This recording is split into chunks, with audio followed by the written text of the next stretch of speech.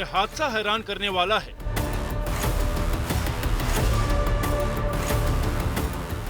ये तस्वीर कल्पना से परे है। एक बारगी आंखों पर यकीन नहीं होता।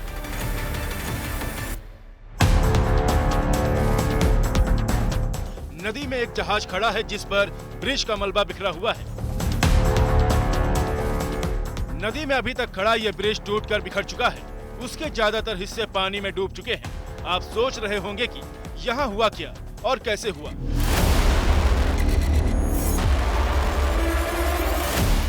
पहले ये जान लीजिए कि हैरान करने वाला ये हादसा अमेरिका के मैरीलैंड में हुआ। एक मालवाहक जहाज डाली पेटाप्सको नदी के रास्ते अपने सफर पर था। जहाज बाल्टीमोर के फ्रांसीसी स्कॉट की ब्रिज के करीब पहुंच चुका था और तब तक सब कुछ सामान्य था। लेकिन फिर वो हुआ जिसकी उम्मीद नहीं की जा सकती थी। जहाज सीधे ब्रिज से टकरा गया और इस जबरदस्त टक्कर के बाद ब्रिज ताश के पत्तों की तरह बिखर गया। कुछ मलबा जहाज पर गिरा, कुछ पानी में बह गया। जिसने भी यह मंजर देखा उसे यकीन नहीं हुआ। नदी के इस रास्ते मालवाहक जहाजों की आवाजाही होती रहती है। कभी किसी शिप की ब्रिज से टक्कर नहीं हुई और यहाँ तो टक्कर के बाद ब्रिज का नामो निशान ही मिट गया।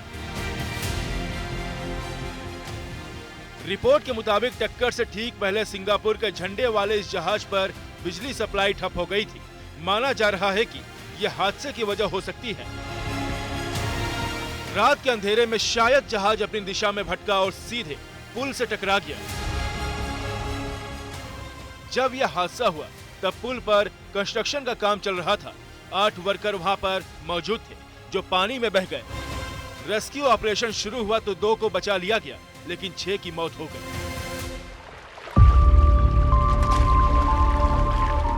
इतना ही नहीं, जब पुल पानी में गिरा तो उस पर 5 गाड़ियां मौजूद थी, कारें थी और एक ट्रैक्टर ट्रेलर भी था। ये सभी गाड़ियां पानी में डूब गई। यह हादसा जितना बड़ा है उसे देखते हुए जान माल का भारी नुकसान हो सकता था, लेकिन शुभ खबर यह है कि इस जहाज के क्रू मेंबर सुरक्षित हैं। जहाज पर 22 क्रू मेंबर भारतीय थे और सभी सुरक्षित हैं। इतना ही नहीं, जहाज के क्रू मेंबर ने समय पर खतरे की जानकारी दे दी थी, जिसके चलते ब्रिज पर ट्रैफिक को रोक दिया गया था और इसी वजह से कई लोगों की जान बच गई। Everything so far indicates that this was a terrible accident. At this time, we have no other indication, no other reason to believe there's any intentional act here. इस जहाज को 22 अप्रैल के दिन श्रीलंका की राजधानी कोलंबो पहुंचना था। 984 फीट लंबे और 157 फीट चौड़े जहाज को लेकर भारतीय क्रू आधी रात के वक्त सफर पर निकला था। लेकिन तकनीकी खामी की वजह से जहाज में समस्या आई और उसने नियंत्रण खो दिया। बताया जा रहा कि बिजली जाने के बाद जहाज पर काला धुआं उठा था। हालांकि टकराने से ठीक पहले इमरजेंसी प्रक्रिया के तहत जहाज के एंकर को नीचे गिरा दिया गया था। इसकी वजह से जहाज की स्पीड भी कम हो गई थी। फिर भी जानकार मान रहे हैं कि टक्कर जोरदार हुई, तभी पुल गिर पड़ा। इस हादसे की खबर मिलते ही रेस्क्यू टीम और सभी एजेंसियां एक्टिव हो गईं। आशंका आतंकी हमले या साइबर अटैक की भी थी, लिहाजा FBI की टीम भी मौके पर मौजूद थी। लोगों को बचाने के लिए घंटों ऑपरेशन चलाया गया। फिर भी नदी के ठंडे पानी में बहे आधा दर्जन लोगों को बचाया नहीं जा सका। तकनीकी खामी की वजह से जहाज का नियंत्रण खोना और पुल से टकरा जाना तो समझ में आता है, लेकिन लोगों को बड़ी हैरानी इस बात पर है कि यह मजबूत पुल कैसे जवाब दे गया। करीब 47 वर्षों से इस पुल का इस्तेमाल हो रहा था और इसकी हालत बिल्कुल ठीक थी। This is an unprecedented situation, right, where you have a ship of a cargo mass that large moving at that speed. It's difficult to understand what infrastructure could have taken that level of hit and that level of direct hit. So we do understand the uniqueness of this situation, and part of the heartache of this is the uniqueness of this situation.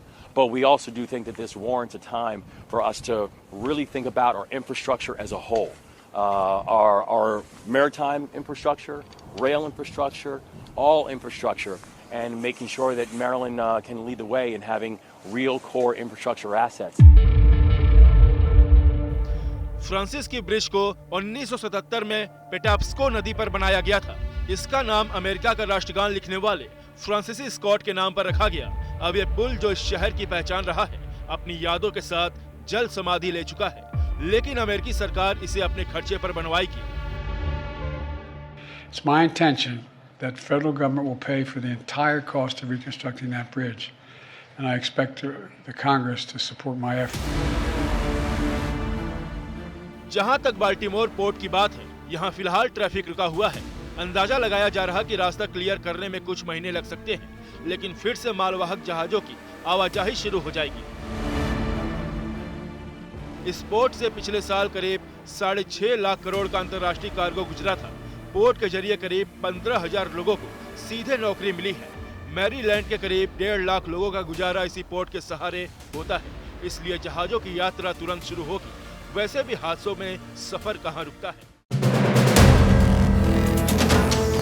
Video पसंद आया तो हमें like, comment, share और subscribe जरूर करें।